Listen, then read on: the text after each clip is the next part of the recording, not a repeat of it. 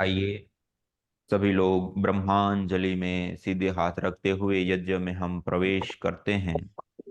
और आप यज्ञ की पूर्व तैयारी सभी लोग कर चुके होंगे। तो पहले मंगलाचरण करते हुए आगे के क्रम को हम आगे बढ़ाएंगे। सभी लोग ब्रह्मांजलि में दोनों हाथ रखते हुए मेरुदंड सीधा, आंखें बंद, चेहरे पर प्रसन्नता, परम पिता परमात्मा का निज नाम पावन ओंकार का उद्घोष करते हुए ओ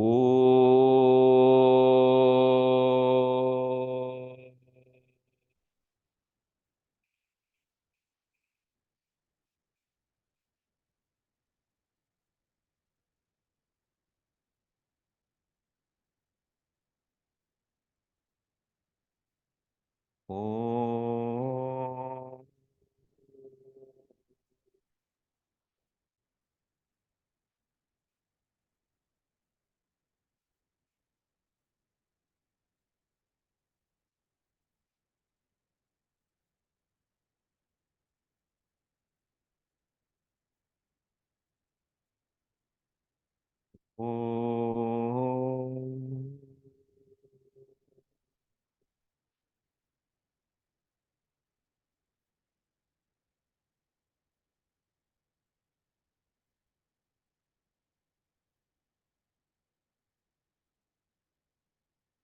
ओम अग्निमीळे पुरोहितं यज्ञस्य देवमृत्विजम् होता आरं रत्नधातमम्।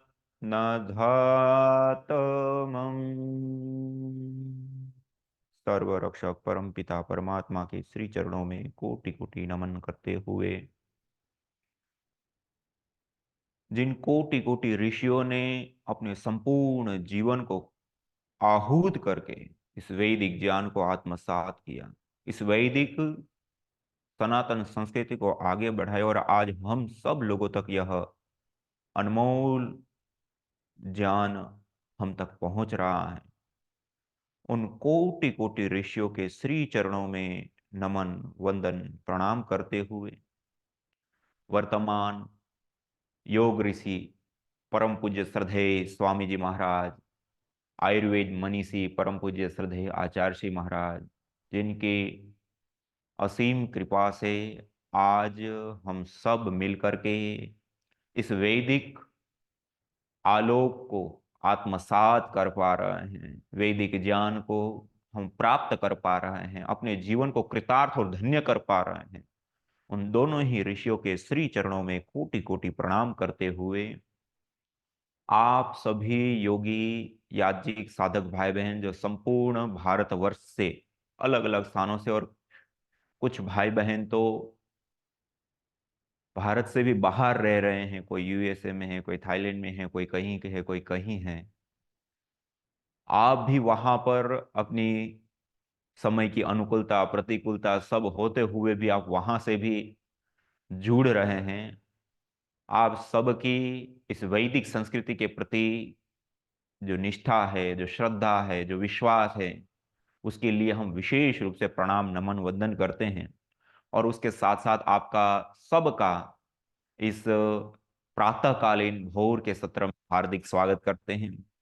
तो आइए आज के इस प्रातःकालीन सत्र में सर्वप्रथम हम यज्ञ अनुष्ठान, हवन, अग्निहोत्र करेंगे, और उसके उपरांत हमारे पतंजलि विश्वविद्यालय के प्रति कुलपति जी और उत्तराखंड संस्कृत विश्वविद्यालय के पूर्व कुलपति और आर्य समाज के एक बहुत बड़े विद्वान हमारे आदरणीय डॉक्टर महावीर अग्रवाल जी, उनके सानिध्य में हम आगे संस्कारों के विषय में विशेष ज्ञान विज्ञान प्राप्त करेंगे। तो उससे पूर्व हम यज्ञ करेंगे। यज्ञ के लिए आप सब लोगों ने यज्ञ की पूर्व तैयारी कर ली होगी। हवन कुंड के अंदर छोटी छोटी समिधा या फिर थोड़ा सा सामग्री पतली बिछा देते हैं, उसके ऊपर थोड़ी सी रुई रख लिया, थोड़ा सा कपूर आदि, और गाय से के घी से गीली की हुई समिधा गोबर की है तो और दूसरी कोई है तो सामान्य रूप से भी आप लगा सकते हैं। ये हमने आवश्यकता के अनुसार समिधाओं का कटिंग करके और गाय के घी से भिगा करके जो समिधा धान आदि के लिए हमें चाहिए गीली की हुई समिधा, वो सब पहले से रखी हुई है। तो आप इन समिधाओं को तैयार कर लिए होंगे। एक प्लेट के अंदर जड़ी बूटियां, हवन सामग्री जिसमें 3 प्रकार के सुगंधित, पुष्टिकारक, रोग निवारक आदि जो द्रव्य हैं उसका जो सम्मिश्रण है वो रख लिया होगा। और आचमन अंग स्पर्श के लिए एक छोटी सी प्लेट और आचमन पात्र आपने रख लिया होगा। इसी प्रकार से पिघला हुआ, गरम किया हुआ गाय का घी, इसको हतप बोलते हैं। स्वामी दयानंद सरस्वती ने तपा, तपा शब्द गुजराती में होता है गुनगुना, गरम किया हुआ हल्का घी, बहुत तेज गरम नहीं, हल्का गुनगुना किया हुआ घी रख लिया होगा। इसी प्रकार एक दीपक, दीपक के अंदर रुई बाती आदि लगा करके और पूरा व्यवस्थित तैयार किया होगा। और एक कलश जो विशेष रूप से हम जल प्रोक्षण आदि क्रियाएं करते हैं उसके लिए विशेष करके लाभकारी, हितकारी, उपयोगी तांबे का कलश होता है और उसमें थोड़ा सा जल रख लिया। ये यज्ञ की पूर्व तैयारी हमारी हो गई। 3 बार ओम का उच्चारण हमने किया, मंगलाचरण, उसके बाद आचमन अंग स्पर्श आदि क्रियाएं, पवित्रीकरण शुद्धिकरण की महत्वपूर्ण क्रिया को संपन्न करते हुए हम आज के इस यज्ञ अनुष्ठान को आगे बढ़ाते हैं। सभी लोग अपने दाएं हाथ की अंजलि में जल ले लेंगे। ओम अमृतोपस्तरणमसि स्वाहा।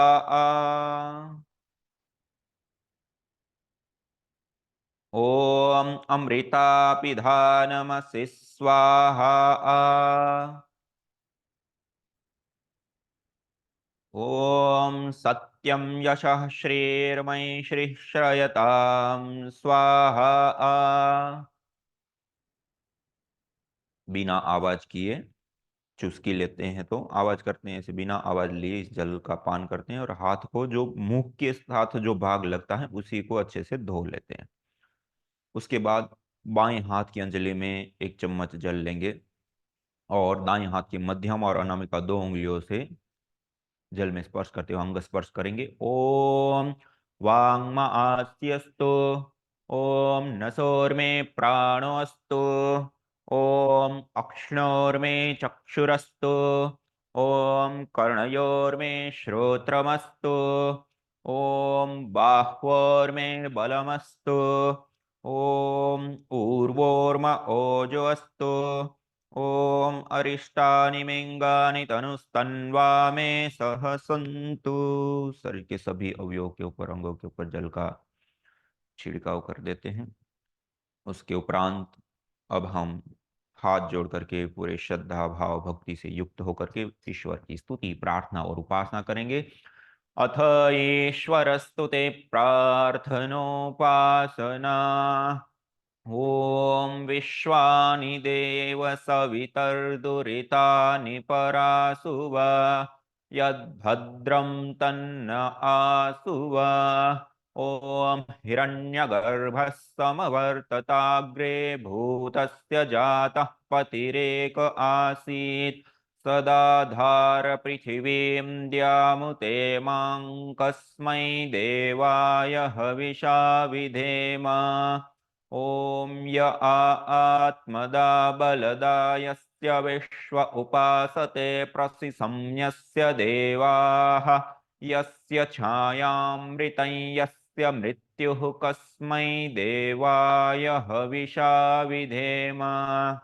ॐ यः प्राणतो निमिषतो महित्वैक इद्राजा जगतो बभूव, य ईशे अस्य द्विपदश्चतुष्पदः कस्मै देवाय हविषा विधेम। ॐ ये नद्योरुग्रा पृथिवी च दृढा येन स्वस्तभितं येन नाकः, यो अन्तरिक्षे रजसो विमानः कस्मै देवाय हविषा विधेम। ॐ प्रजा आपतेन त्वदेतान्यन्यो विश्वा आजातानि परिता बभूव, यत्कामास्ते जुहुमस्तन्नो वयं स्यामपतयोरयीणाम्। ॐ स नो बन्धुर्जनिता सविधाता धामानि वेद भुवनानि विश्वा यत्र देवा अमृतमानशानास्त्रितीये धामन्नध्येरयन्त। ॐ अग्नेनय सुपथाराये अस्मान् विश्वानि देववयुनानि विद्वान् युयोध्यस्मज्जुहुराणमेनो भूयिष्ठान्ते नम उक्तिं विधेम। इतीश्वरस्तु ते प्रार्थनोपासना। ईश्वर स्तुति प्रार्थना उपासना के उपरांत अब हम दीप प्रज्वलन करेंगे। ओम भूर्भुवः स्वः। ओम भूर्भुवः स्वर्ग्योरिव भूम्ना पृथिवीव वरिम्ना तस्या आस्ते पृथिवी देवयजनि पृष्ठे अग्निमन्नादमन्नाध्यायादधे। ॐ उद्बुद्ध्य स्वाग्ने प्रतिजागृहि त्वमिष्टा पूर्ते सगं सृजेथामयं च अस्मिन् सधस्थे अद्युत्तरस्मिन् विश्वे देवा यजमानश्च सीदत। इस प्रकार से समिधाओं को प्रदीप्त कर दिया।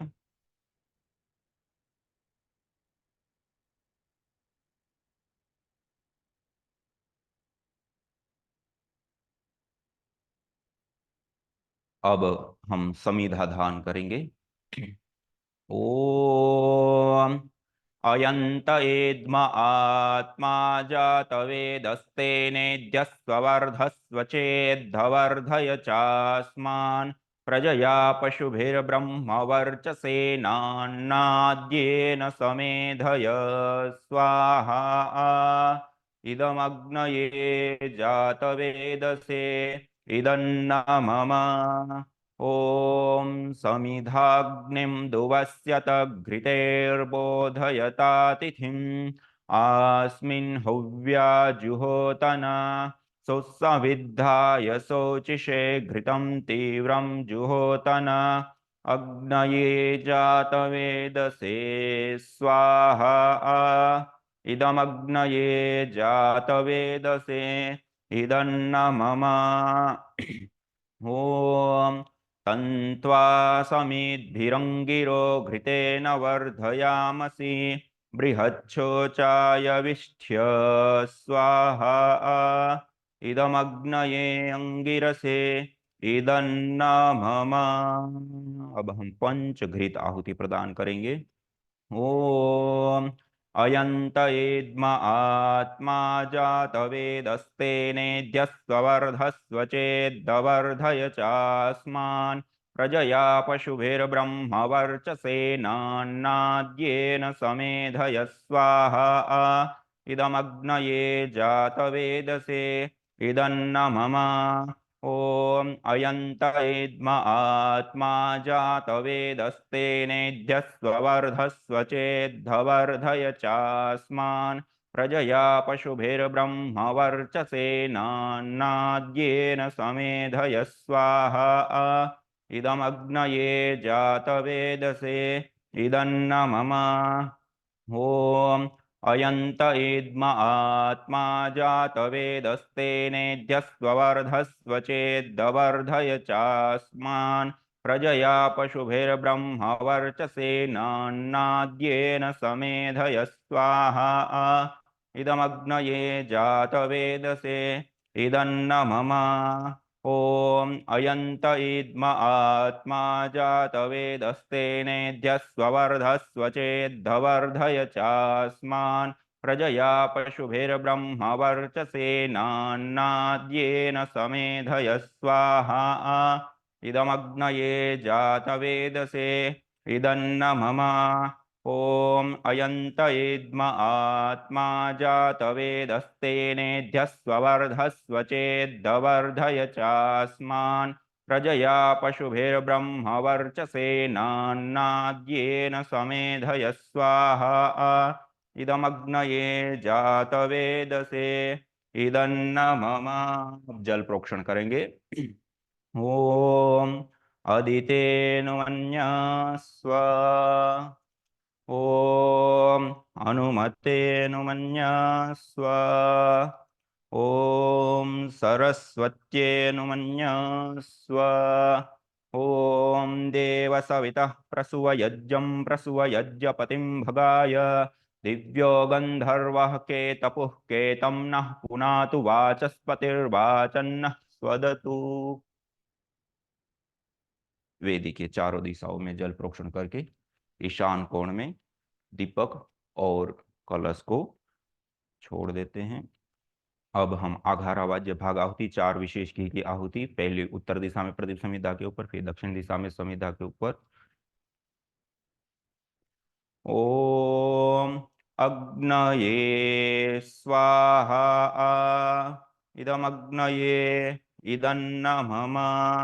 ओम सोमाय स्वाहा इदं सोमाय इदन्न मम। ओम प्रजापतये स्वाहा इदं प्रजापतये इदन्न मम।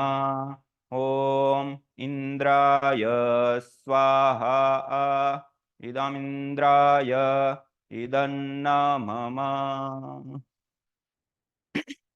अब हम जड़ी बूटियां हवन सामग्री की भी साथ साथ में आहुति प्रदान करेंगे। ओम सूर्यो ज्योतिर्ज्योतिः सूर्यः स्वाहा। ओम सूर्यो वर्चो ज्योतिर्वर्चः स्वाहा। ओम ज्योतिः सूर्य सूर्यो ज्योतिः स्वाहा। ओम सजुर्देवेन सवित्रा सजुरुषसेन्द्रवत्या जुषाणः सूर्यो वेतु स्वाहा। ओम भूरग्नये प्राणाय स्वाहा इदमग्नये प्राणाय इदन्न मम। ओम भुवर्वायवे पानाय स्वाहा इदं वायवे पानाय इदन्न मम। ओम स्वरादित्याय व्यानाय स्वाहा इदमादित्याय व्यानाय इदन्न मम। ओम भूर्भुवस्वरग्निवायवादितेभ्यः प्राणापानव्यानेभ्यः स्वाहा इदमग्निवायवादितेभ्यः प्राणापानव्यानेभ्यः इदन्न मम। ओम आपो ज्योतिरसोमृतं ब्रह्म भूर्भुवस्वरों स्वाहा। ओम या मेधां देवगणः पितरश्च उपासते तया मामद्य मेधयाग्ने मेधाविनं कुरु स्वाहा। ओम विश्वानि देव सवितर्दुरितानि परासुव यद्भद्रं तन्न आसुव स्वाहा। ओम अग्नेनय सुपथाराये अस्मान् विश्वानि देव वयुनानि विद्वान् युयोध्यस्मज्जुहुराणमेनो भूयिष्ठान्ते नम उक्तिं विधेम स्वाहा। ओम भूर्भुवस्वः तत्सवितुर्वरेण्यं भर्गो देवस्य धीमहि धियो यो नः प्रचोदयात् स्वाहा। ओम भूर्भुवस्वः तत्सवितुर्वरेण्यं भर्गो देवस्य धीमहि धियो यो नः प्रचोदयात् स्वाहा।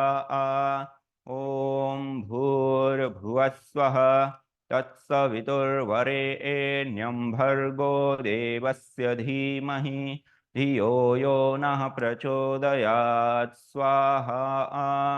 ॐ त्र्यम्बकं यजामहे सुगन्धिं पुष्टिवर्धनम् उर्वारुकमिव बन्धनान् मृत्योर्मुक्षीयमामृतात् स्वाहा।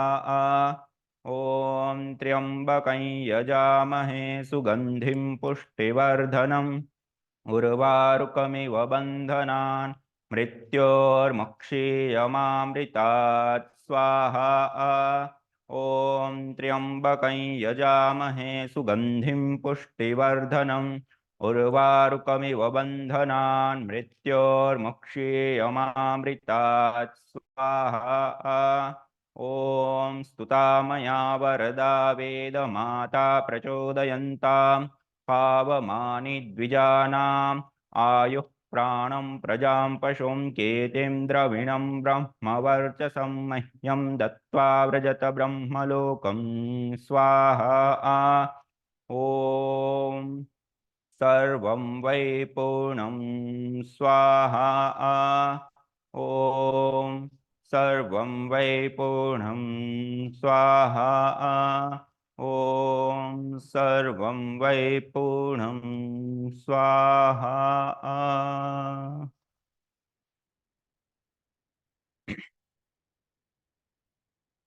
ॐ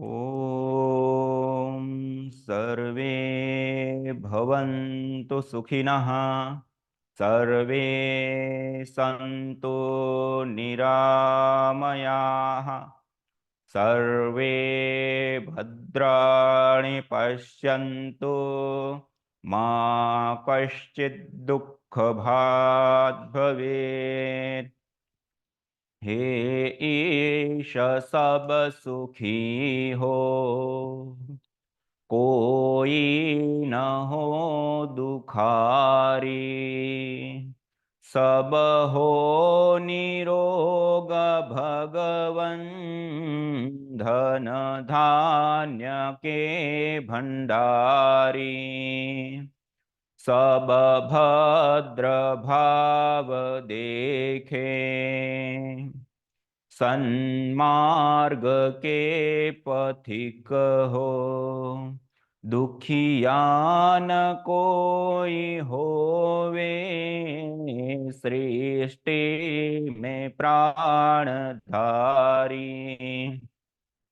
हे नाथ सब सुखी हो कोई न हो दुखारी सब हो निरोग भगवन धन धान्य के भंडारी। त्वमेव माता च पिता त्वमेव त्वमेव बन्धु च सखा त्वमेव त्वमेव विद्या द्रविणं त्वमेव त्वमेव सर्वं मम देव देव त्वमेव सर्वं मम देव देव। ॐ शान्ति शान्ति शान्तिः। ओम। यह यज्ञानुष्ठान हमने संपन्न किया। इस प्रकार प्रतिदिन भोर के सत्र में, इसी प्रकार सायंकाल और यज्ञ के उपरांत यज्ञ शेष प्रसाद के रूप में, और ये जो यज्ञ के भस्म होती हैं उसके तिलक की भी एक बहुत ही विशेष और बड़ी महिमा है। तो उसको ऐसे थोड़ा सा तिलक भी आप लगा सकते। तो आज अब आगे के क्रम में हमारे आदरणीय पूज्य श्रद्धेय जिनके सानिध्य में हम पिछले दिनों विशेष ज्ञान विज्ञान प्राप्त करते हुए आ रहे हैं, जिनका बहुत ही बड़ा वैदिक साहित्य में योगदान भी है, उनका अनुसंधान भी है, और स्वयं आदर्श जीवन जीने वाले, और पतंजलि विश्वविद्यालय, उत्तराखंड संस्कृत विश्वविद्यालय से लेकर के अलग अलग शिक्षण संस्थानों में बड़े रूप में सेवा प्रदान करने के साथ साथ वो आर्य जगत के एक बहुत बड़े विद्वान, हमारे आदरणीय पूज्य श्रद्धेय महावीर अग्रवाल जी, जो हमें आगे के क्रम में विशेष अपने ज्ञान से हम सबको आलोकित करेंगे, उनके श्री चरणों में प्रणाम करते हुए।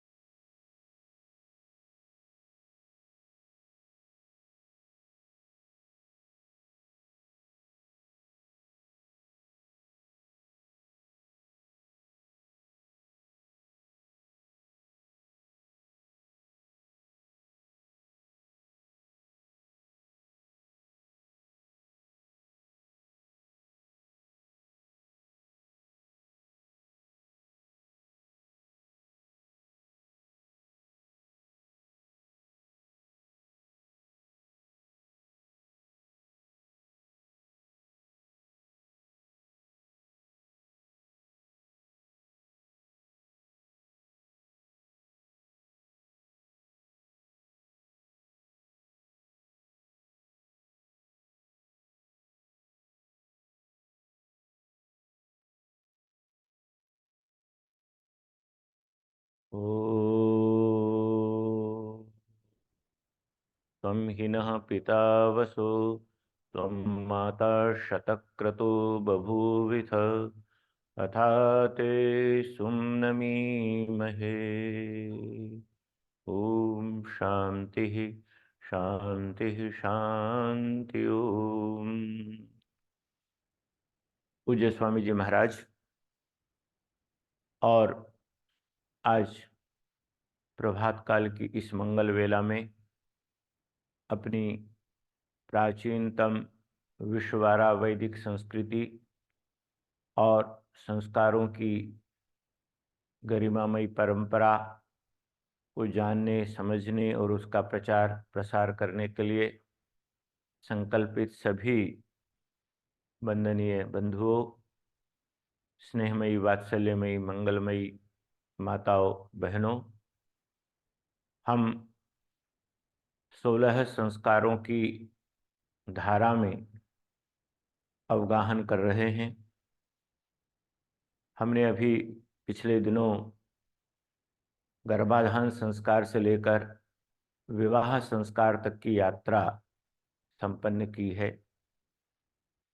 ऋषिवर देव दयानंद ने अपने अमर ग्रंथ संस्कार विधि में विवाह संस्कार का अत्यंत विस्तार के साथ वर्णन किया है, जहाँ विवाह की विधि, उसमें जिन मंत्रों का विनियोग है, उन मंत्रों का क्या रहस्य है, क्या संदेश है, इसको प्रतिपादित करने के पश्चात गृहस्थ आश्रम में प्रतिदिन किए जाने वाले संध्या वंदन अग्निहोत्र का भी बहुत सुंदर प्रतिपादन किया है। उसके बाद जब कभी हम गृह का निर्माण करें तो उस समय किस प्रकार की विधि को अपनाया जाना चाहिए, तो भवन निर्माण और भवन में प्रवेश करते समय शाला कर्म विधि का भी प्रतिपादन किया है। और इसी क्रम में वे इस संस्कार के अंतर्गत ही जो 4 वर्णों की व्यवस्था है हमारी, उस वर्ण व्यवस्था पर भी प्रकाश डालते हैं। क्योंकि हमने मनु जी से ये सुना, जन्मना जायते शूद्रः संस्कारा द्विज उच्यते, शूद्रो ब्राह्मणतामेति ब्राह्मणश्च एति शूद्रताम, अर्थात जन्म से सभी शूद्र ही उत्पन्न होते हैं, और जो जिस जिस प्रकार की विद्या प्राप्त करता है, जिस जिस प्रकार के कर्म करता है, वह उसी वर्ण का हो जाता है। और इसीलिए उन्होंने चारों वर्णों के जो कर्तव्य हैं, उन कर्तव्यों का भी बहुत उत्तम प्रकार से निर्देश दिया है।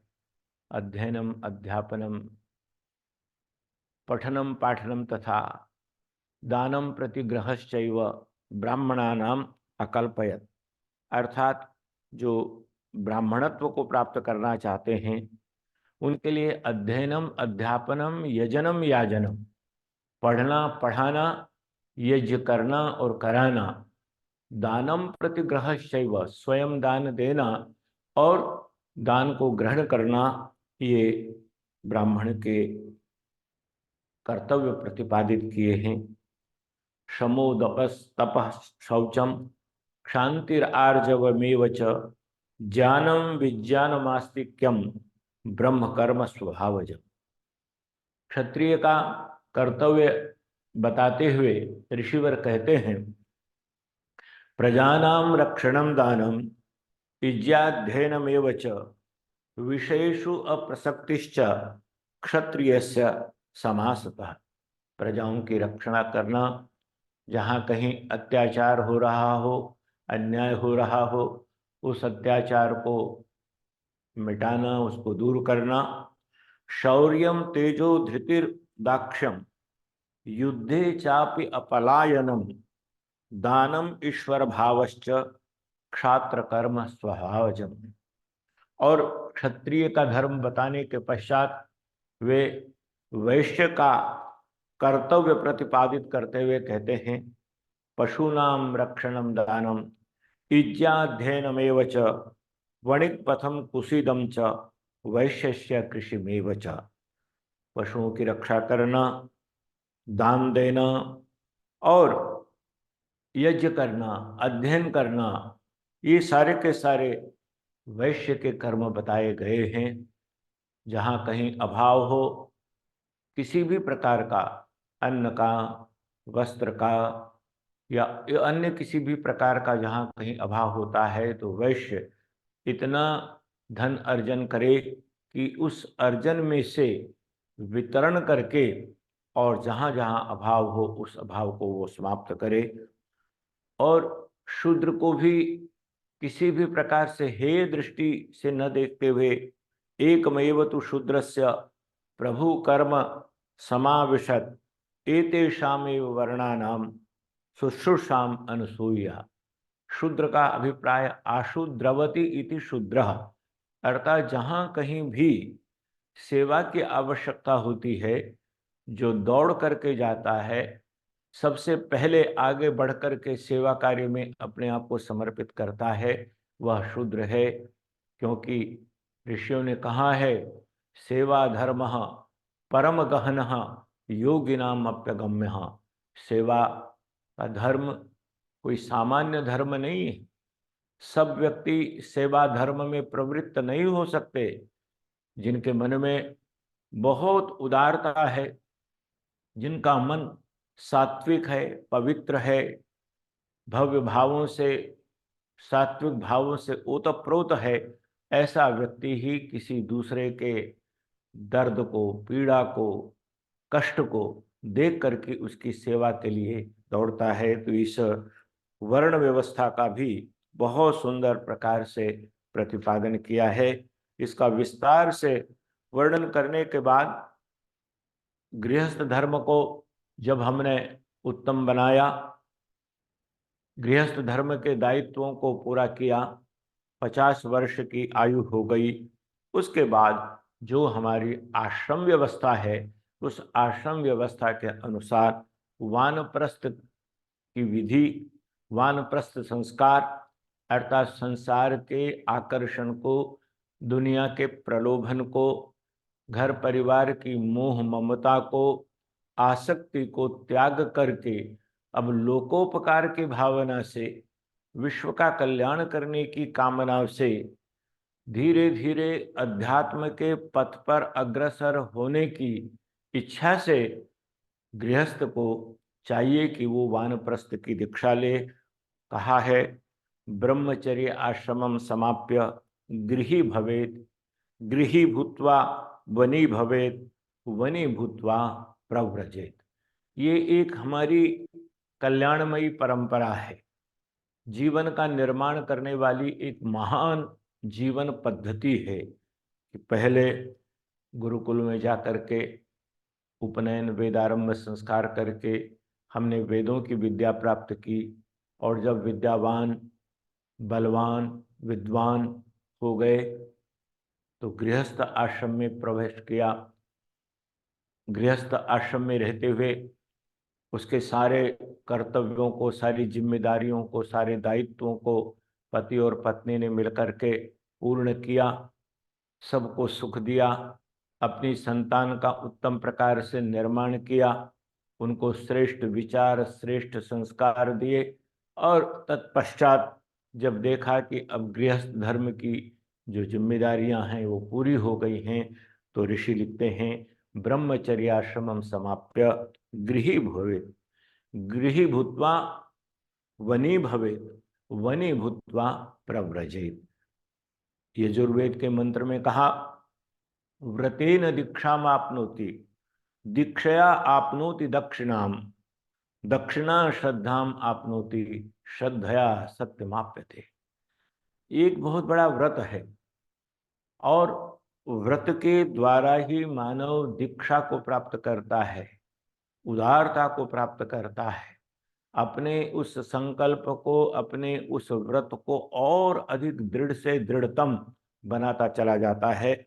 और जब वह दीक्षित हो जाता है, अर्थात अपने जीवन में ये मुझे करना ही है, यही मेरा धर्म है, यही मेरा कर्तव्य है, यही मेरे लिए करणीय है, इस प्रकार की प्रबल भावना से जब वह युक्त हो जाता है, दीक्षित हो जाता है, तो उसको दक्षिणा प्राप्त होती है, कुशलता प्राप्त होती है।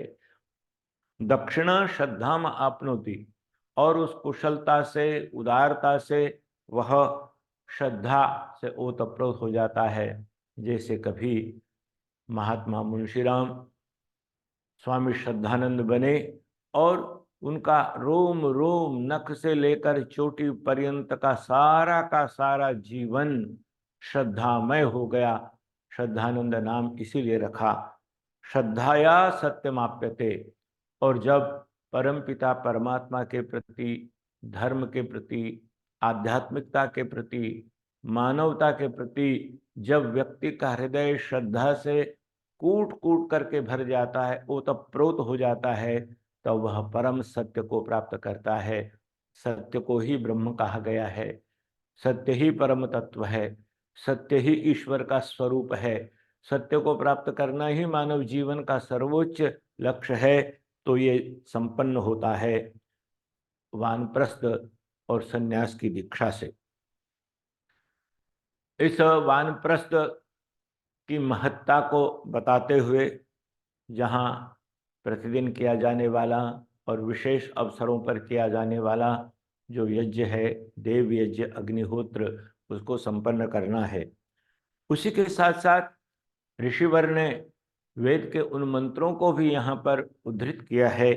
भद्रम इच्छन्ता ऋषयः स्वरविदा, तपो दीक्षाम उपनिषेदुरग्रे, ततो राष्ट्रम बलमौजश्च जातम, तदस्मै देवाः उपसंनमन्तु। ऋषियों ने, ऋषयः मंत्र द्रष्टारः, ऋषयः साक्षात्कृत धर्माणाम्, ऋषि उनको कहते हैं जिन्होंने मंत्रों का साक्षात्कार किया है, जिन्होंने सत्य का साक्षात्कार किया है, जिन्होंने परमात्मा का साक्षात्कार किया है, जो दिन रात वैराग्य की अग्नि प्रज्वलित करके उस परमपिता परमात्मा की अग्नि को अपने हृदय में निरंतर प्रज्वलित रखते हैं। ऐसे ऋषि जो सर्वदा विश्व का कल्याण ही चाहते हैं, दिन रात ऐसे कर्म करते हैं, ऐसा जीवन जीते हैं कि चारों तरफ भद्र ही भद्र हो, कल्याण ही कल्याण हो।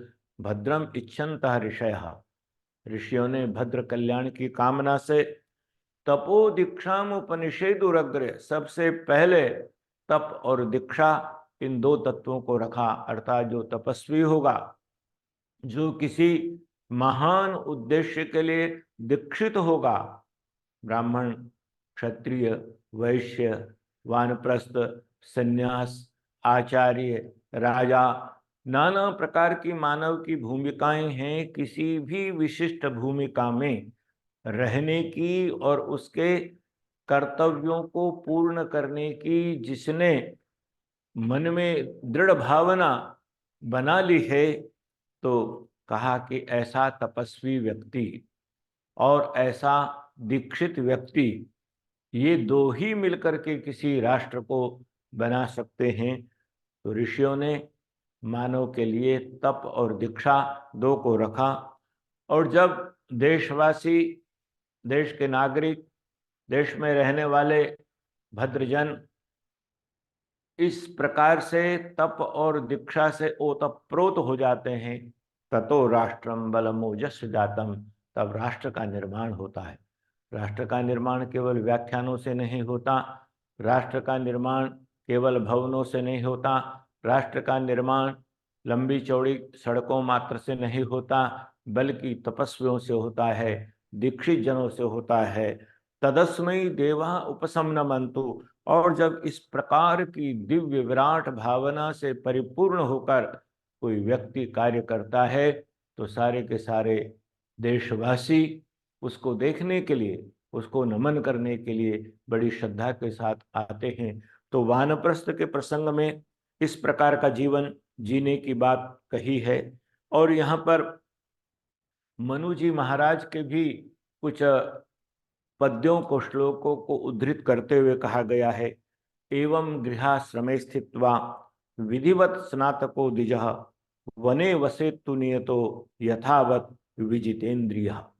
इंद्रियों पर विजय प्राप्त करके, इंद्र बन करके पहले गृहस्थाश्रम में रहे, विधिवत गृहस्थ आश्रम के धर्म का पालन किया, और फिर नियतः यथावत विजितेन्द्रिय, अर्थात अपनी इंद्रियों को अपने वश में करके इंद्रियों पर विजय प्राप्त करना, संयमी जीवन जीना, स्थान स्थान पर इसका निर्देश हमारे ऋषि परंपरा ने हमें दिया है।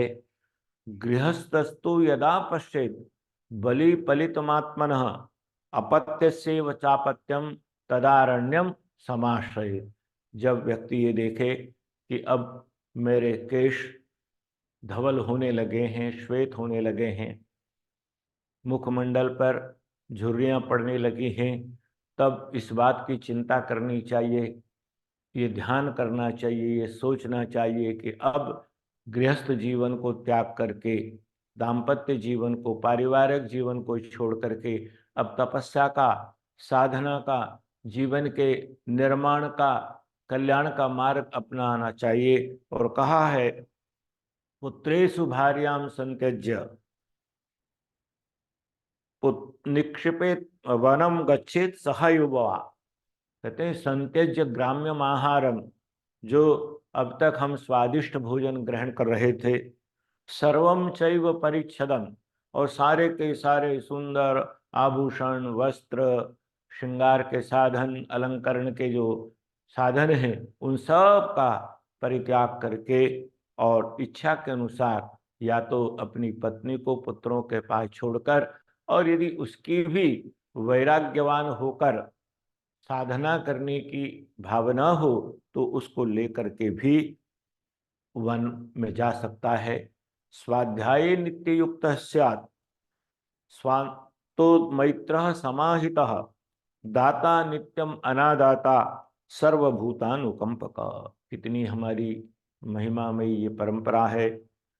वानप्रस्थ की दीक्षा लेकर स्वाध्याय नित्य युक्त स्यात्, जो शिक्षण संस्थान से, विश्वविद्यालय से, गुरुकुल से विदा होते समय आचार्य ने जो उपदेश दिया था, स्वाध्याय मा प्रमदः, स्वाध्याय प्रवचनाभ्याम न प्रमदितव्यम, अब यहाँ पर उसको स्मरण किया जाता है कि वानप्रस्थी को चाहिए कि अपना अधिकांश समय स्वाध्याय नित्य युक्त स्यात्, स्वाध्याय में लगाए, सदग्रंथों का अध्ययन करे और उन ग्रंथों से जो अमृत प्राप्त हो उस अमृत का आस्वादन अन्य साधकों को, अन्य जिज्ञासुओं को निरंतर कराता रहे। जो स्वयं स्वाध्याय करके अपने जास कोश को संवर्धित करता है वही दूसरों को ज्ञान का उजाला, ज्ञान का प्रकाश देने में समर्थ होता है।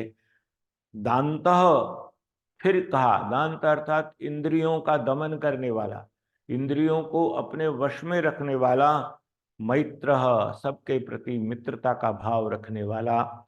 इस प्रकार का दाता नित्यम अनादाता, और अब तक उसने गृहस्थ आश्रम में जो कुछ भी धन आदि अर्जित किया है आवश्यकता के अनुसार और अपने सामर्थ्य के अनुसार नित्यम दाता, सदैव देने वाला बने। अनादाता, कहीं से ग्रहण करने की इच्छा से कार्य न करे, अपितु जो कुछ अपने पास है उसी को समाज के हित में, मानवता के कल्याण के लिए निरंतर समर्पित करता रहे, उसका वितरण करता रहे।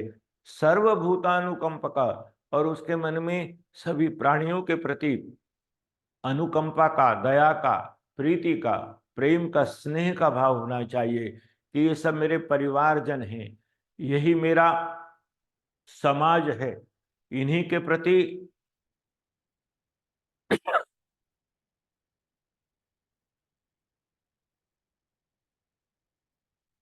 मुझे काम करना चाहिए, इस भावना से।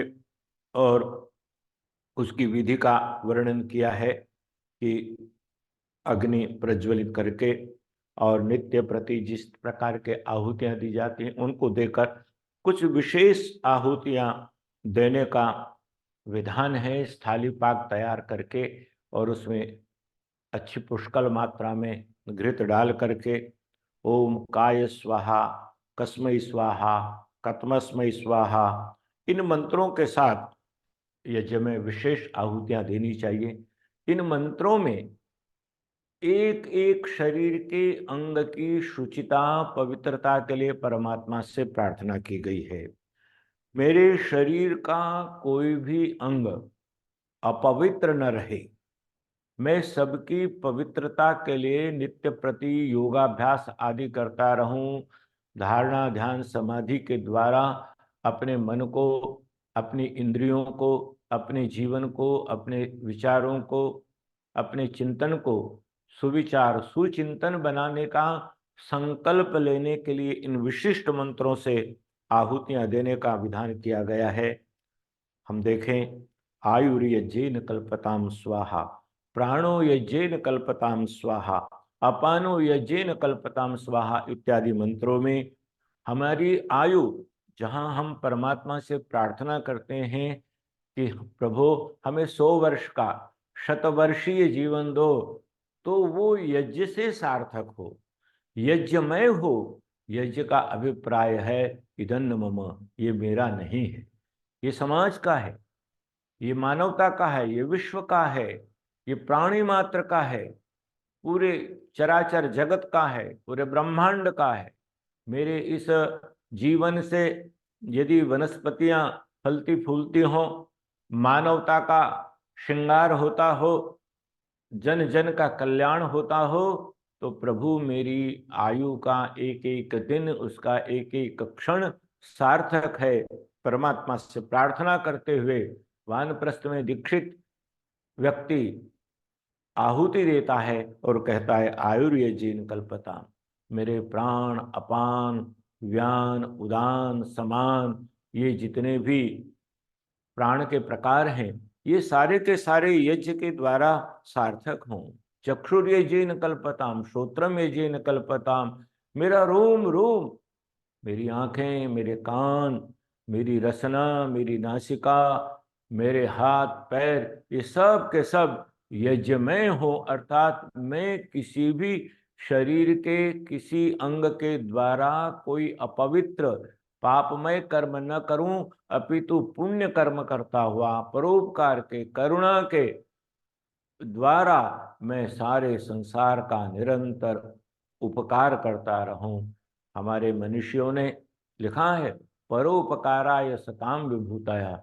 सज्जनों का ऐश्वर्य, सज्जनों का बल, उनकी विद्या, उनका ज्ञान, उनका धन, उनकी प्रत्येक श्वास परोपकार के लिए होती है। तो ये परोपकार की भावना कूट कूट करके अपने जीवन में समाहित करने के लिए वानप्रस्थ संस्कार के प्रसंग में इन मंत्रों का विनियोग किया गया है। और इस प्रकार से लोकोपकार करने के लिए वानप्रस्थ की दीक्षा में दीक्षित होकर, और जो अब तक गृहस्थ जीवन में सुंदर सुंदर वस्त्र आभूषण आदि थे उनका परित्याग करके गुणों से अपने आप को विभूषित करने के लिए, परोपकार से अपने जीवन को प्रदीप्त करने के लिए ये दीक्षा ली जाती है और ये संस्कार किया जाता है। अब वानप्रस्थ आश्रम में सामान्य रूप से 50 वर्ष की आयु में वानप्रस्थ की दीक्षा ली, अथवा यदि सरकारी किसी भी प्रकार की सेवा में हैं तो वहाँ से सेवानिवृत्त होने के बाद वानप्रस्थ की दीक्षा ली। और अब उसके बाद जब साधक ये अनुभव करने लगता है कि मेरे जीवन की जो दुर्बलताएं थी गृहस्थ जीवन की, धीरे धीरे मैंने उन सारी दुर्बलताओं पर विजय प्राप्त कर ली है। जीवन में से आसक्ति को, अनुरक्ति को, दुनिया के प्रति जो आकर्षण है, जो मोह ममता है, माया है, उसका धीरे धीरे जब परित्याग कर लिया और अब मन परमात्मा की भक्ति में रमने लगा, जब संसार के प्रति वैराग्य की भावना का उदय हुआ और अब अध्यात्म के चरम शिखर को, अध्यात्म के हिमालय के सर्वोच्च शिखर को प्राप्त करने की तीव्र अभिलाषा जब जागृत हुई, तब हमारे ऋषि कहते हैं कि संन्यास संस्कार ग्रहण करना चाहिए। संन्यास संस्कार मानवता का बहुत बड़ा श्रृंगार है, मानवता के कल्याण का सर्वोच्च साधन है।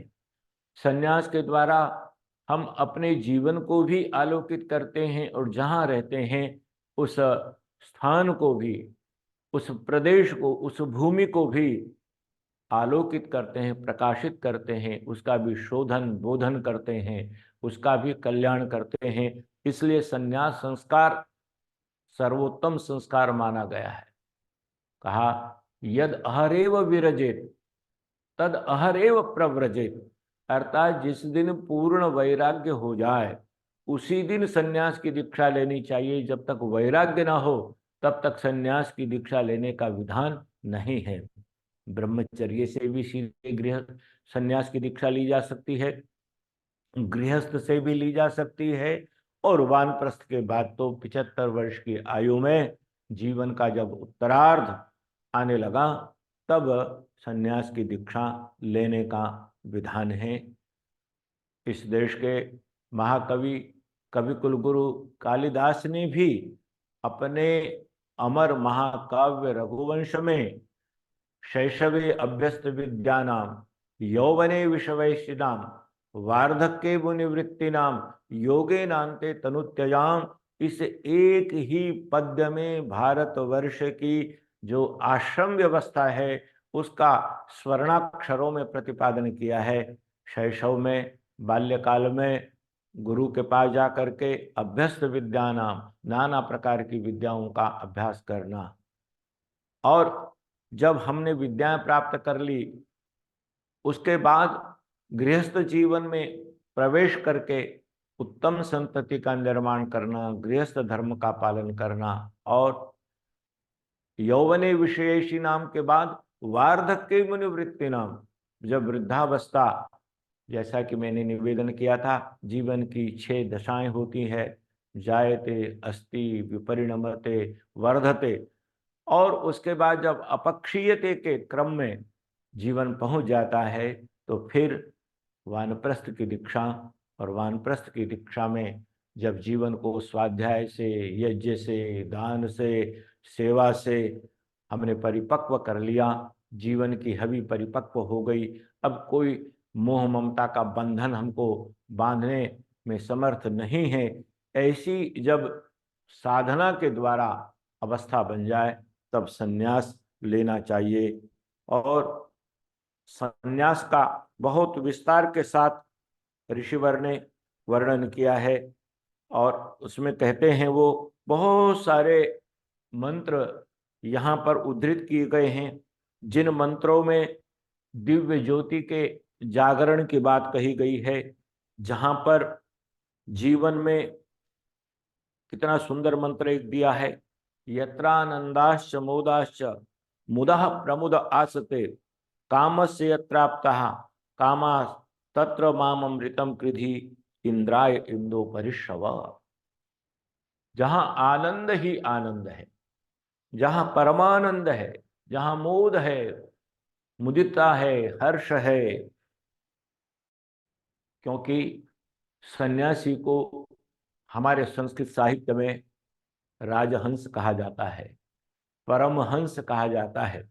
और हंस का कार्य है नीर क्षीर विवेक करना।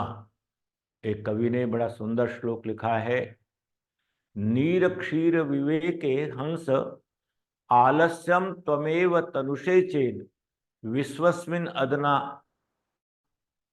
कुलव्रतम पालयिष्यति कहा। हंस को संबोधित करते हुए कहा, हे हंस, परमात्मा ने तुम्हें हंस का रूप दे करके इस संसार में भेजा है और एक काम सौंपा है तुम्हें कि तुम जीवन भर नीर क्षीर विवेक करते रहोगे, दूध और पानी को अलग करते रहोगे। यदि तुमने अपने इस धर्म का परिपालन करना छोड़ दिया, तुमने नीर क्षीर विवेक को विस्मृत कर दिया, तो बताओ इस संसार में अपने कुल परंपरा का निर्वहन कौन करेगा।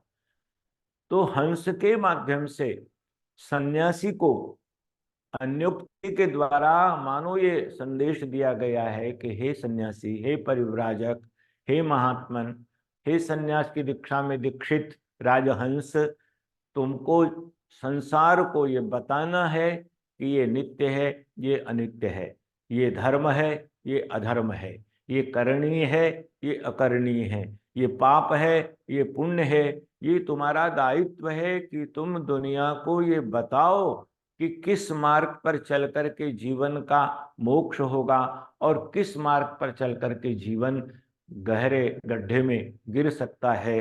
तो इस रहस्य को, इस सत्य को स्वयं पहचानना, और पहचानने के बाद घूम घूम करके, परिव्राजक शब्द का अर्थ ही है परितः व्रजति इति परिव्राजकः, विश्व कल्याण के लिए, मानव कल्याण के लिए वो चारों तरफ विचरण करता है, वह परिव्राजक है। जिस प्रकार से गंगा, यमुना, नर्मदा, गोदावरी आदि नदियों का जल निरंतर प्रवाहित होता रहता है, इसलिए वो निर्मल रहता है, शुद्ध रहता है।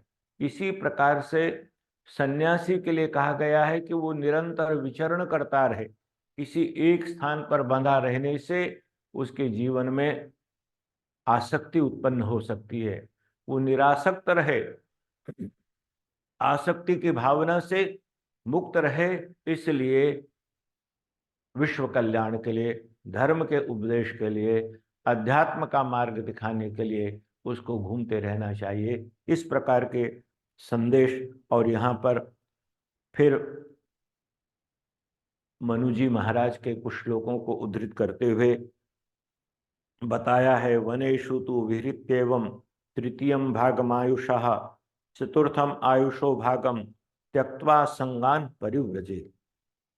जीवन का जो तृतीय भाग था वानप्रस्थ का, वनों में विचरण किया, साधना का जीवन प्रारंभ किया, आसक्ति को, मोह ममता को दूर करने का निरंतर प्रयत्न किया, और जब देखा कि अब मैं इस योग्य हो गया हूँ कि ये सारी बाधाएं मेरे जीवन को अवरुद्ध नहीं कर सकती, मेरा मार्ग नहीं रोक सकती, तब उसको संन्यास की दीक्षा लेनी चाहिए। बहुत सारे मंत्र हैं, बहुत सारे कर्तव्य है। दृष्टिपूतम नसेत पादम, वस्त्रपूतम जलम पिबेत, सत्यपूताम वदेद वाचम, मनः पूतम समाचरित। एक एक शब्द अमृत में डूबा हुआ है, एक एक शब्द जीवन का उत्कर्ष, उत्थान करने वाला है। सन्यासी किस तरह से रहे? दृष्टिपूतम न्यसेत पादम। उसकी आंखों में, उसकी दृष्टि में ऐसी पवित्रता हो, ऐसी पावनता हो कि कभी उसमें किसी प्रकार का कोई विकार ना आए, और इस तरह से वो अपने चरण आगे बढ़ाए, अपने जीवन को आगे बढ़ाए। वस्त्रपूतम जलम पिबेत। जल पिए तो मानो वस्त्र से छान करके पवित्र जल का पान करे।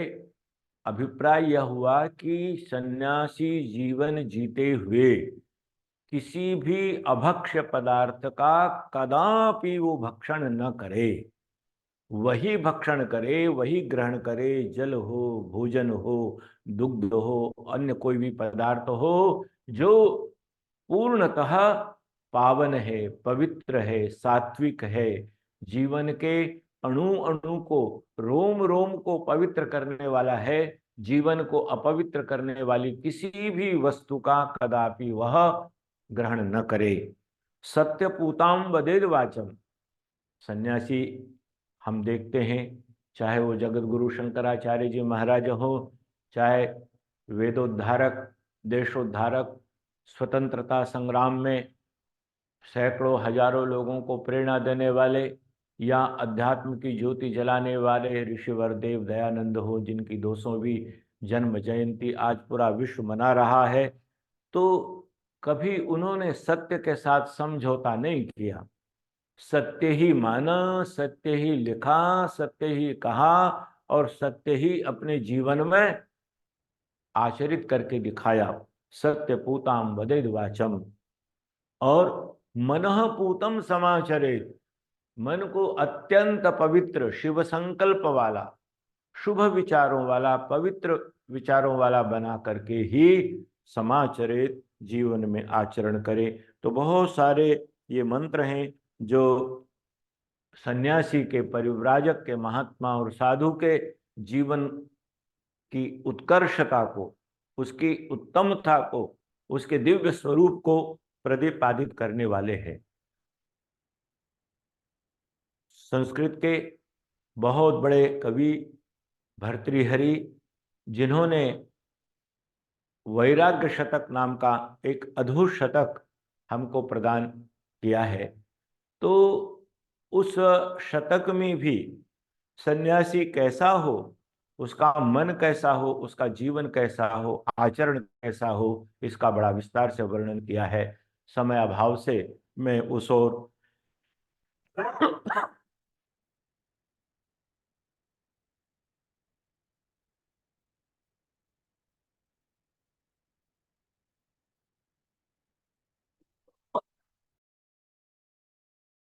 ये बहुत सारा उपदेश देने के बाद फिर ये जी की प्रक्रिया प्रारंभ होती है। हम ऋषिवर दयानंद की संस्कार विधि में इसको देख सकते हैं। उसमें बहुत सारी आहुतियां हैं। अग्नये स्वाहा, विश्वेभ्यो देवेभ्यो स्वाहा, ध्रुवाय भूमाय स्वाहा। और इस प्रकार से यह 50 मंत्रों से आहुतियां दे करके, और वेदी के सामने आंखें खोल करके, और छोटे छोटे मंत्र हैं, इन मंत्रों से भी आहुतियां देने की ऋषिवर ने हमको प्रेरणा दी है। ब्रह्मणे नमः, ओम इंद्राय नमः, सूर्याय नमः। इन मंत्रों से हमको आहुति भी देनी है, और अपने अंदर उस दिव्यता को भी जागृत करना है। ब्रह्म, सूर्य, ओम, सोम और प्रजापति, परमात्मा, इन सब का नामोल्लेख करते हुए, और यहाँ पर मधुपर की क्रिया का भी उल्लेख है, प्राणायाम का भी निर्देश दिया गया है। ओम भू सावित्रीम प्रविशामि तत्सवितुर्वरेण्यम।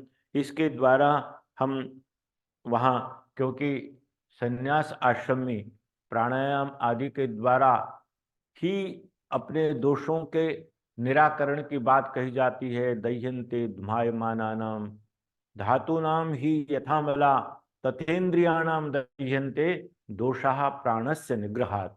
जिस प्रकार से अग्नि में किसी पदार्थ को डाल करके शुद्ध किया जाता है। इसी प्रकार से विशेषतः जो सन्यासी बनते हैं या सन्यास धर्म में दीक्षित होना चाहते हैं, उनको चाहिए कि वो प्राणायाम आदि के द्वारा इंद्रियों के जो दोष हैं, मल हैं, उनको दूर करें।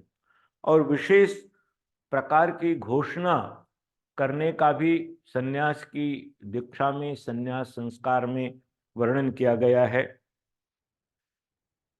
सन्यास में दीक्षित होने वाला साधक सबके सामने, अग्नि के सामने परमात्मा को स्मरण करता हुआ घोषणा करता है, पुत्रेशना वित्तेशना लोकेशना मया परित्यक्ता मत्तः सर्वभूतेभ्यो अभयम अस्तु स्वाहा।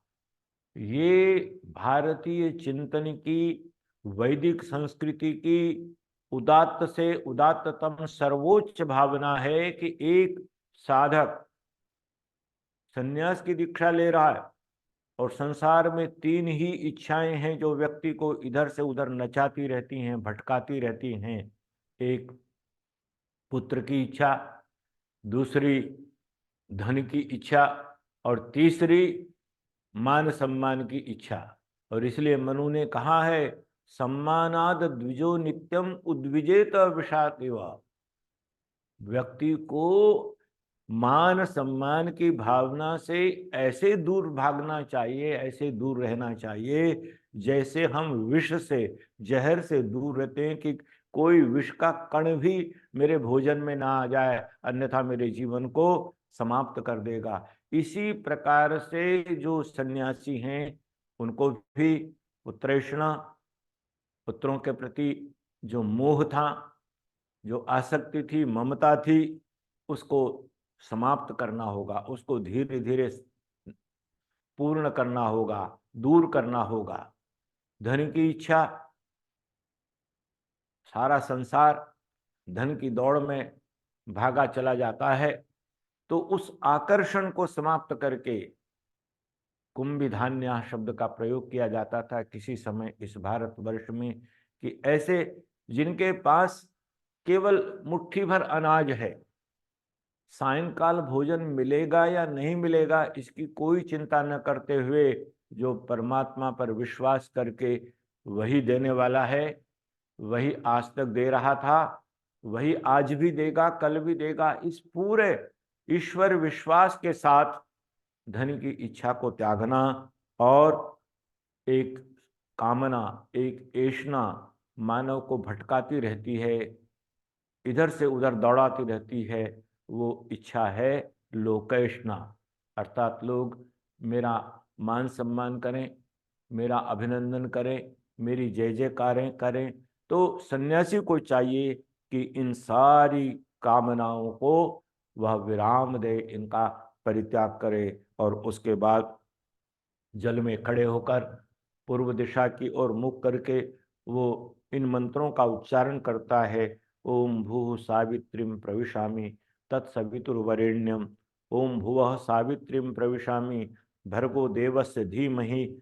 और उसके बाद वो खड़े होकर सबके सामने जल में खड़ा है, उसने प्रणव का, ओम का जाप कर रहा है, और फिर वो कहता है ओम भू संन्यस्तम मया, ओम भुवः संन्यस्तम मया, ओम स्वः संन्यस्तम मया। आगे कहता है, हाथ में जल अंजलि में लेकर के पूर्व दिशा की ओर, मानो सूर्य भगवान को साक्षी मान करके वो घोषणा करता है, अभयम सर्वभूतेभ्यो मत्तः स्वाहा। अर्थात संसार में प्रत्येक प्राणी को मैं आज अभय दान की घोषणा करता हूं, किसी को मुझसे किसी प्रकार का कोई भय नहीं रहना चाहिए। ये ना सहस्रमहसी ये नाग्ने सर्ववेदसम तेन इमं यज्ञम नो वह स्वर देवेशु गंतवे। और इस प्रकार से वो प्रतिज्ञाएं करता चला जाता है। और उसने अब तक जो यज्ञोपवीत धारण कर रखा था, जो शिखा उसके मस्तक पर थी, उस यज्ञोपवीत को उतार करके, क्योंकि अब तक तो उसको स्मरण करना होता था कि मुझ पर 3 ऋण हैं, उन 3 ऋणों से मुझे मुक्त होना है।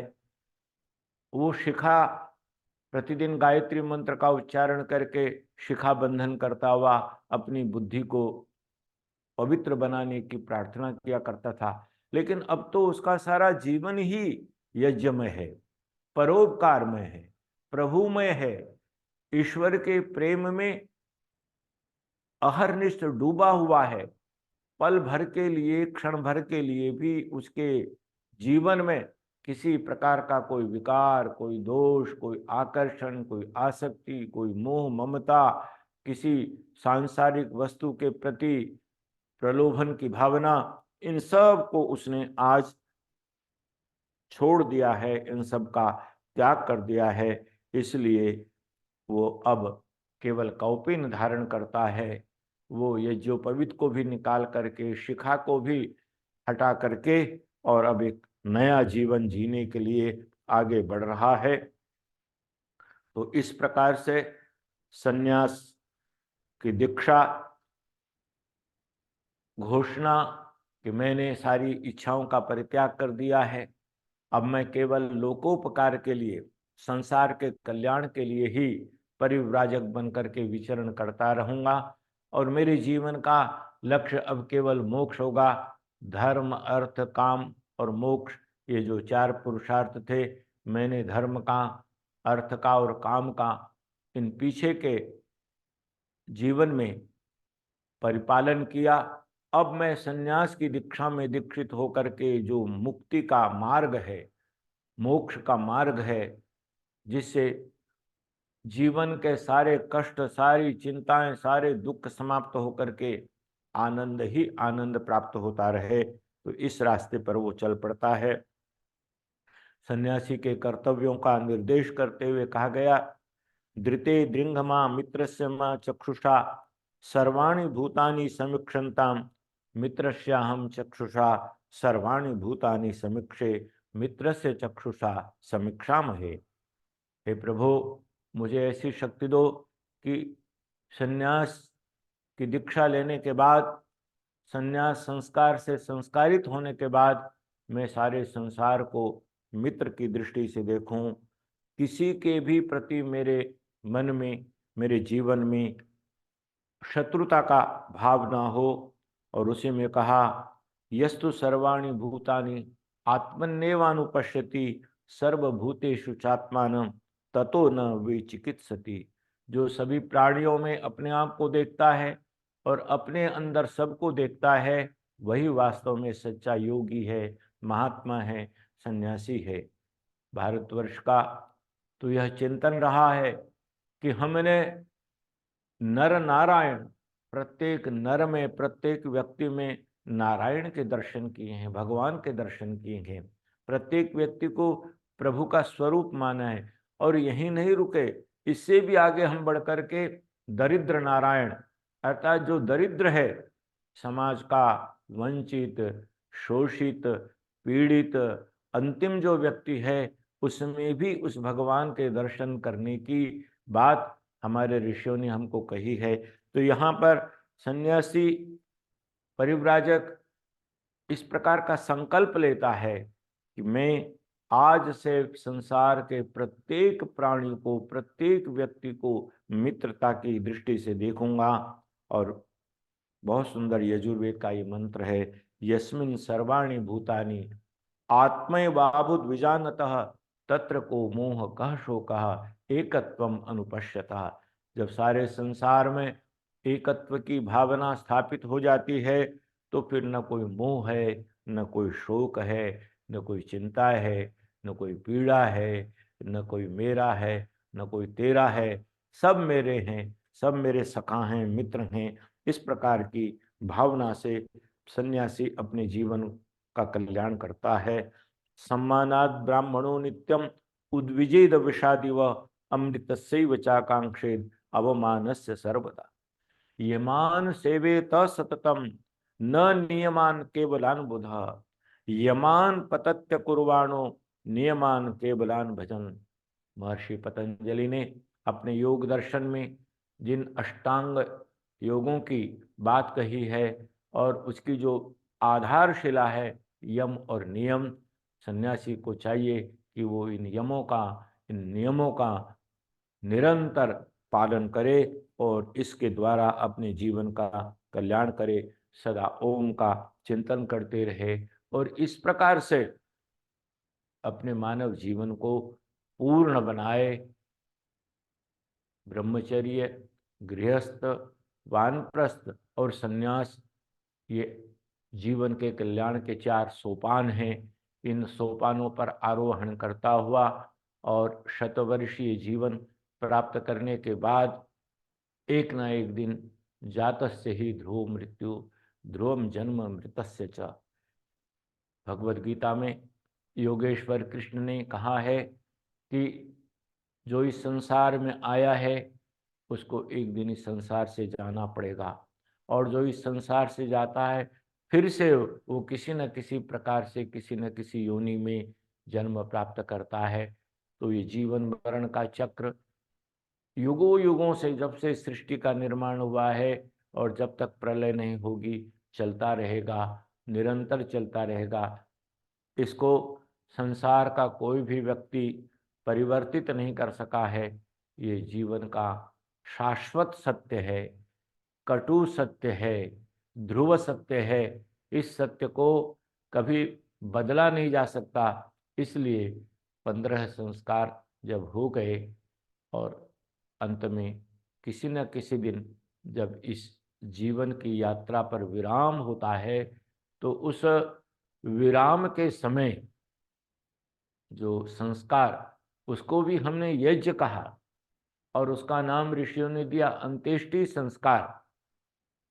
अर्थात जीवन का जो चरम सत्य है, अंतिम सत्य है, जो कटु सत्य है, जब वहां तक पहुंच गए तो यजुर्वेद के शब्दों में भस्मांतम शरीरम, ये शरीर का अंत जो भस्मीभूत हो जाना है।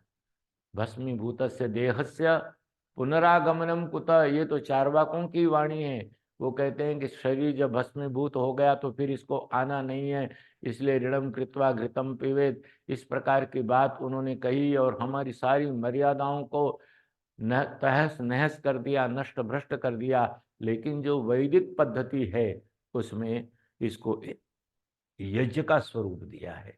और किस प्रकार से इस अंत्येष्टि को संपन्न किया जाए जिससे कि समाज के किसी भी व्यक्ति को किसी भी प्रकार की कोई हानि न हो, तो इसको यज्ञ में बनाते हुए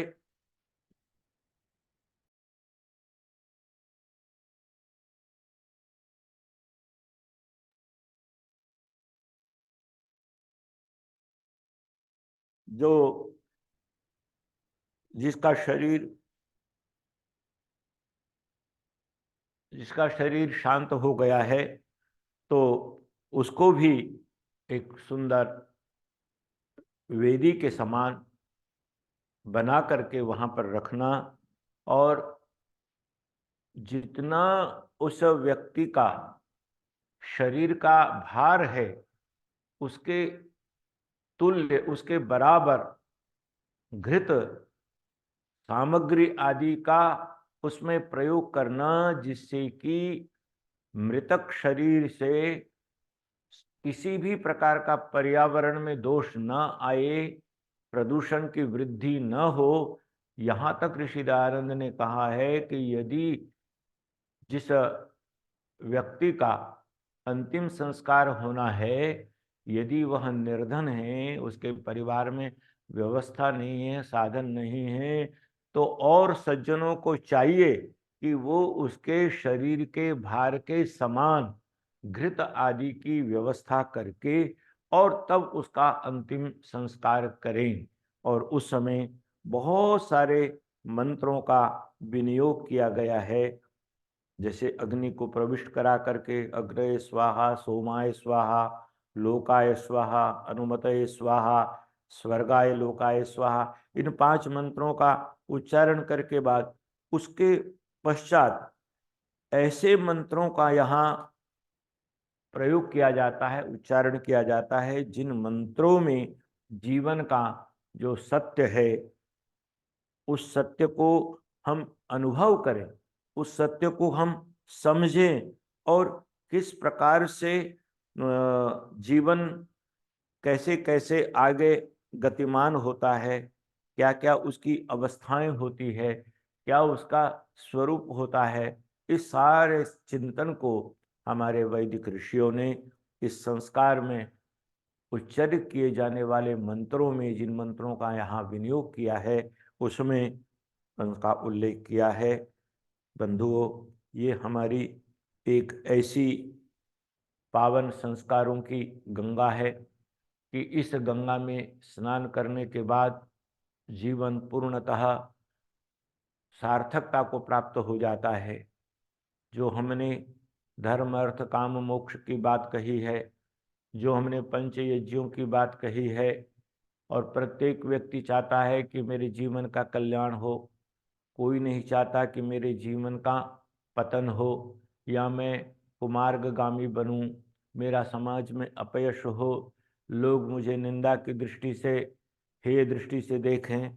तो जीवन को यदि पुष्पित, पल्लवित, सुरभित, प्रकाशित और सार्थक बनाना है तो उसके लिए यह 16 संस्कारों की परंपरा, चारों वेदों के 20,000 से अधिक जो मंत्र हैं, उन मंत्रों का सार, उन सारे मंत्रों का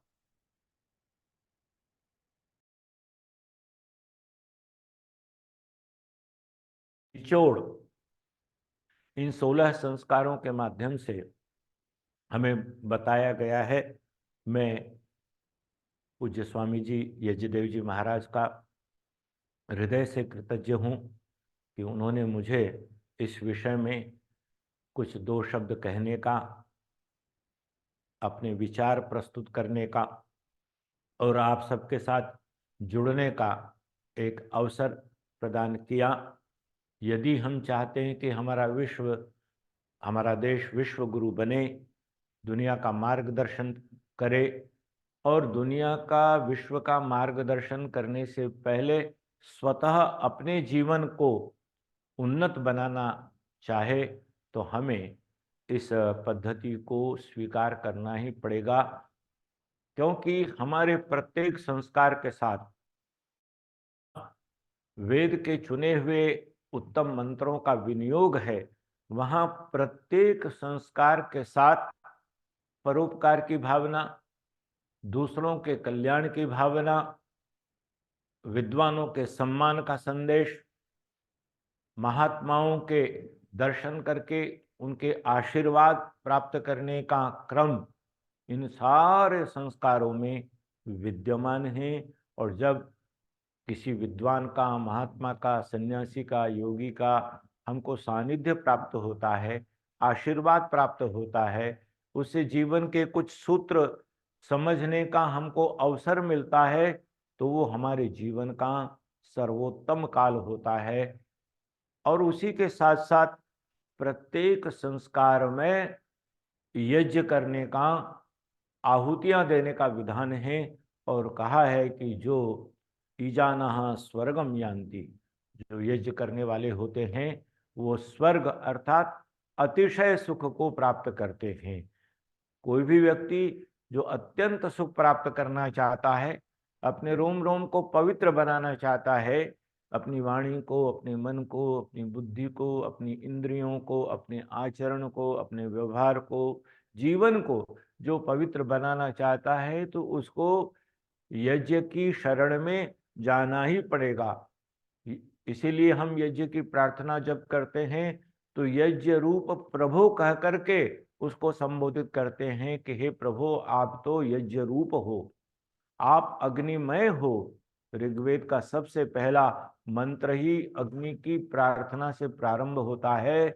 अग्निमीड़े पुरोहितम यज्ञ से देव मृत्युजम होतारम रत्न धातमम। तो उस अग्नि को प्रज्वलित करके, मानो परमात्मा की अग्नि को हम अपनी आत्मा में, अपने हृदय में, अपने जीवन में प्रज्वलित करके और उस अग्नि के माध्यम से सारे दोषों को दग्ध करने का उन सारे दोषों को, बुराइयों को जलाने का मार्ग स्वीकार करते हैं। तो इसलिए हमारी यह जो यज्ञ की संस्कृति है, जो संस्कारों की पावनी परंपरा है, ऋषियों के जो पावन संदेश हैं, हमारे देश के महाकवियों ने जो हमें सूत्र दिए हैं जीवन के निर्माण के, उन सब को इन संस्कारों में समाहित करते हुए हम निरंतर जीवन का परिष्कार करें, जीवन का रूपांतरण करें। यही आप सबसे मेरी विनम्र प्रार्थना है। और आपने मेरे इन टूटे फूटे शब्दों को ध्यान से सुना, ये आपकी मुझ पर महती कृपा है। यह प्रेम, यह मित्रता का भाव, यह सद्भाव निरंतर बना रहे और हमारे जीवन का उत्थान करता रहे। इन्हीं शब्दों के साथ मैं पुनः आप सबको अत्यंत आदर, श्रद्धा और प्रेम के साथ प्रणाम करता हूँ और अपनी वाणी को विराम देता हूँ। ओम द्यौ शांतिरंतरिक्षम शांति पृथिवी शांतिराप शांतिरोषधयः शांति वनस्पतयः शांतिर्विश्वे देवाः शांतिर्ब्रह्म शांति सर्वं शांति शांतिरेव शांति सामा शांतिरेधि। ओम शांति शांति शांति। ओम। हमारे परम श्रद्धेय स्वामी रामदेव जी महाराज, परम श्रद्धेय आचार्य बालकृष्ण जी महाराज, श्रद्धेय परम श्रद्धेय स्वामी यज्ञदेव जी महाराज, परम श्रद्धेय स्वामी परमार्थ देव जी महाराज, आप वह सूरज हैं जिसकी धूप से पृथ्वी आरोग्य होती है। आपकी ऊर्जा से आच्छादित, आनंदित यह संसार आपका ऋणी रहेगा। मैं आचार्य किशन शास्त्री आपको प्रणाम करता हूँ, नमन करता हूँ और अपने अंतःकरण के आराध्य देव, अनुपमेय आनंद के अनंत अर्णव, अतुलेंद्र अद्वितीय आभा की अविभक्ति से आच्छादित और अपरिमित आनंद से परिपूर्ण पंकज लोचन के कृपा पात्र परम श्रद्धेय कुलपति पतंजलि विश्वविद्यालय हरिद्वार भारत और पूर्व कुलपति उत्तराखंड संस्कृत विश्वविद्यालय हरिद्वार, पूर्व उपाध्यक्ष संस्कृत अकादमी हरिद्वार, पूर्व प्रोफेसर गुरुकुल कांगड़ी विश्वविद्यालय हरिद्वार से डॉक्टर महावीर जी अग्रवाल जी महाराज को नमन करता हूं। इतनी सरलता और निरभिमानता से कुछ ही क्षणों में संपूर्ण संस्कार विधि को आत्मसात कराना किसी ऋषि से कम नहीं। कठिनता से सरलता की ओर गति देकर कृतार्थ कर दिया है। मैं हृदय की गहराइयों से धन्यवाद देता हूं। परमात्मा से यही प्रार्थना करता हूं कि आपको दीर्घ आयुष्य प्रदान करे।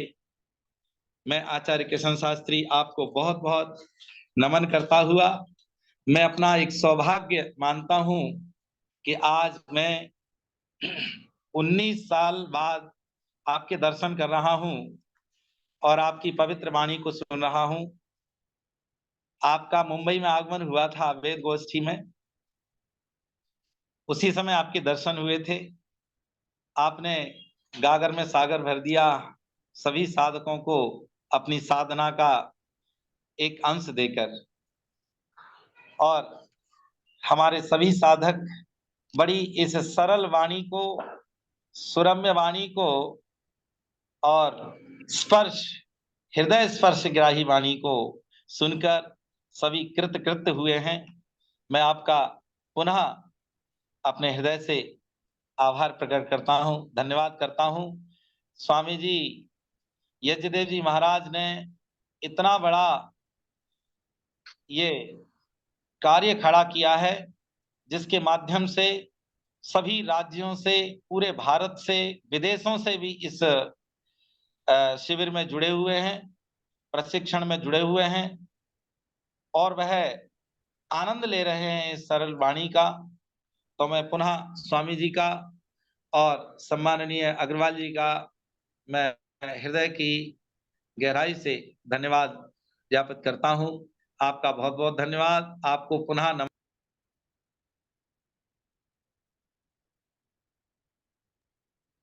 ओम। मेरी आवाज स्पष्ट है? आवाज आ रही है, आवाज आ रही है। जी जी। सर्वप्रथम मैं परम पूजनीय प्रातः स्मरणीय श्रद्धेय श्री स्वामी रामदेव जी एवं आधुनिक युग के धन्वंतरी आचार्य श्री बालकृष्ण जी को हृदय से यहाँ थाईलैंड की राजधानी बैंकॉक से प्रणाम प्रेषित करती हूँ। तत्पश्चात मैं स्वामी यज्ञ देव जी को आभार व्यक्त करती हूँ कि उन्होंने अपने अहर्निश पुरुषार्थ के साथ और अनुसंधान अनवरत जो अनुसंधान उनका यज्ञ चिकित्सा में चल रहा है, तो यज्ञ चिकित्सा को वैश्विक स्तर पर जो वो स्थापित कर रहे हैं उसके लिए मैं हृदय से आभार व्यक्त करती हूँ। और आज के इस प्रातःकालीन सत्र के मंच को सुशोभित करने वाले परमादरणीय कुलपति श्री महावीर अग्रवाल जी पतंजलि विश्वविद्यालय को भी मैं हृदय से आभार व्यक्त करती हूँ। पिछले कितने दिनों से उन्होंने अपनी ज्ञान की गंगा में हमें डुबकी लगाने का जो ये मौका दिया, और खासकर मैं अपने व्यक्तिगत रूप से मैं अपने लिए बोलूं तो मैं भारत से 3000 किलोमीटर दूर हूँ, फिर भी मुझे यह सौभाग्य मिल रहा है कि मैं अपनी वैदिक संस्कृति और जो हमारी शिक्षा है, चिकित्सा है, पद्धति है, इन सब का और ज्यादा शास्त्रोक्त पद्धति से उसका ज्ञान अर्जित हम आप जैसे पुरोधाओं से प्राप्त हो रहा है। तो इसके लिए भी मैं बहुत बहुत आभार व्यक्त करती हूँ। मैं यहाँ पर थाईलैंड में पिछले 15 वर्षों से हूँ और योग, आयुर्वेद, प्राकृतिक चिकित्सा एवं अन्य भारतीय चिकित्सा पद्धतियों का मेरा यहाँ पर एक केंद्र है। यज्ञ तो मैं करती थी, लेकिन जो अभी पिछले जब से अनुष्ठान मैंने इससे मैं जुड़ी हूँ, तो मैंने इसकी बहुत छोटी छोटी जो कमियां थी वो मुझे पता चली। वैदिक शास्त्रोक्त पद्धति से जो क्रमवार अनुशासित ढंग से यज्ञ कैसे किया जाता है, इसका ज्ञान मुझे मिला। तो अब मेरे योग, आयुर्वेद, प्राकृतिक चिकित्सा के साथ साथ यज्ञ चिकित्सा भी जुड़ेगी और भारतीय समुदाय के साथ साथ मैं यहाँ के जो स्थानीय थाई लोग हैं उनमें भी इसका प्रचार प्रसार एक क्रमवार ढंग से और वैदिक पद्धति से मैं अब कर पाऊंगी। तो ये मेरा सौभाग्य है। और कहते हैं कि न चौर्यहार्यम न राज्यहार्यम न भ्रातृभाज्यम न बहरकारी व्यय कृते वर्धति एवं नित्यम विद्या धनम सर्वधनम प्रधानम। तो आदरणीय श्री अग्रवाल जी ने हमें ऐसे ज्ञान निधि दी है कि जिसको हमारे साथ वो हमारे चेतना के स्तर को निरंतर ऊपर उठाता रहेगा और जो हमसे कोई कभी छीन नहीं सकता। मैं इसी श्रृंखला में एक दो अपने व्यक्तिगत अनुभव, संस्कार पद्धति और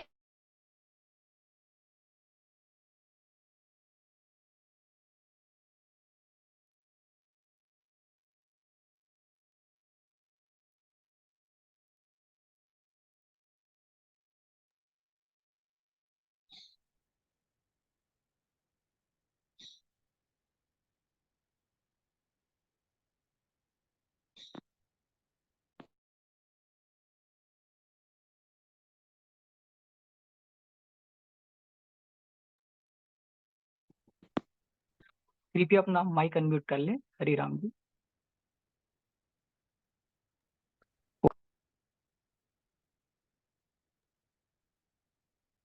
ओम।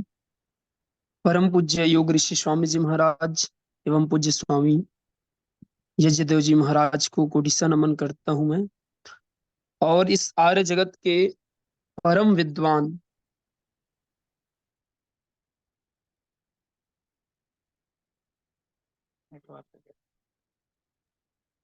सबको 16 संस्कार की क्रिया विधि एवं विज्ञान को जिस रूप से सरलतम रूप से हम सबको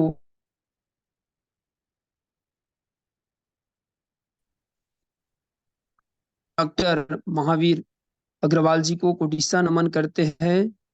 उन्होंने इस 16 संस्कार विधि को इतना वैज्ञानिकता पूर्वक हम सबको गर्भाधान से लेकर के अंत्येष्टि संस्कार तक की सभी 16 संस्कार विधि को बहुत ही अच्छे सरलतम रूप में समझाया है। उन्होंने यह बात भी बताया कि जिस प्रकार से आत्मा और शरीर का एक संबंध होता है, उसी प्रकार 16 संस्कारों में यज्ञ को भी जोड़ा गया है। तो यज्ञ कहीं ना कहीं हम सबके लिए अति महत्वपूर्ण है और 16 संस्कारों में इसको हमारे ऋषि मुनियों ने शामिल किया गया है। इसको भली भांति हमको उन्होंने बताया और हम सभी पौरोहित एवं यज्ञ चिकित्सा सर्टिफिकेट कोर्स में जो भी जुड़े हुए हमारे साधक गण हैं, हम सबको ऐसा लग रहा है कि हम सभी पतंजलि विश्वविद्यालय में प्रत्यक्ष रूप से उपस्थित होकर के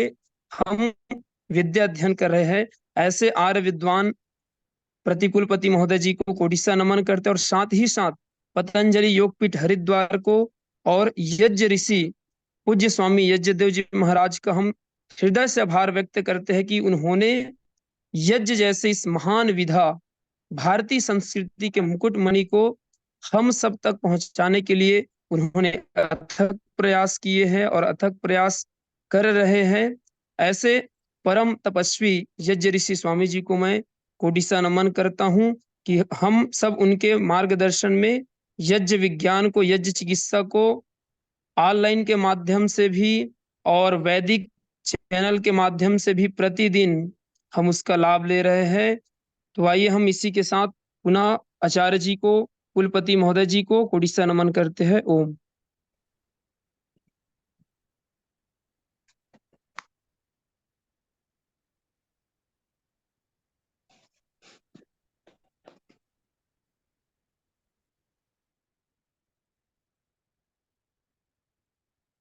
अपना माइक अनम्यूट करके धर्मवीर सिंह जी।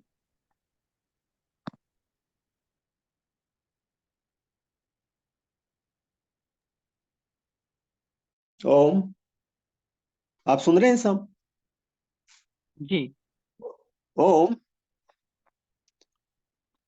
मैं धर्मवीर सिंह यादव, बहादुरगढ़ हरियाणा से परम आदरणीय, परम श्रद्धेय, वंदनीय, पूजनीय योग ऋषि बाबा रामदेव जी, डॉक्टर महावीर जी, स्वामी यज्ञदेव जी को सत सत नमन, चरण वंदन करता हूं। वैदिक संस्कारों की ज्ञान गंगा से आपने हमारी आत्मा को तृप्त कर दिया।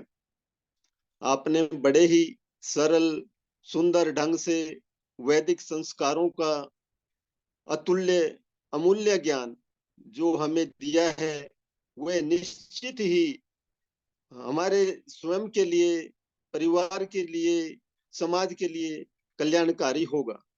जीवन के संपूर्ण ज्ञान से आपने हमें अवगत करा दिया।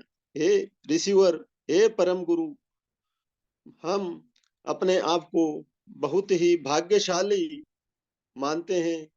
ईश्वर की बड़ी अनुकंपा हुई, कृपा हुई कि आपके इस अमृत ज्ञान को सुनने का, मनन करने का, चिंतन करने का सौभाग्य प्राप्त हुआ। मैं अपने आप को योग, यज्ञ और संस्कारों की इस अमृत ज्ञान के प्रचार प्रसार में मैं अपना भरपूर योगदान दूंगा, ऐसा मैंने अपना मन बना लिया है। मैं आपके श्री चरणों में बार बार वंदन करता हूं और आपकी दीर्घ आयु, अच्छे स्वस्थ की प्रभु से कामना करता हूं। मैं अपने आप को धन्य मानता हूं।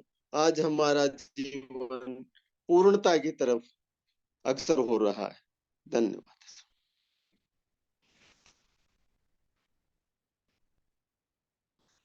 यज्ञ का धूम करने से घर में कोई ग्रह दोष, वास्तु दोष, काल सर्प दोष, प्रारब्ध दोष नहीं होता। ये इन जो है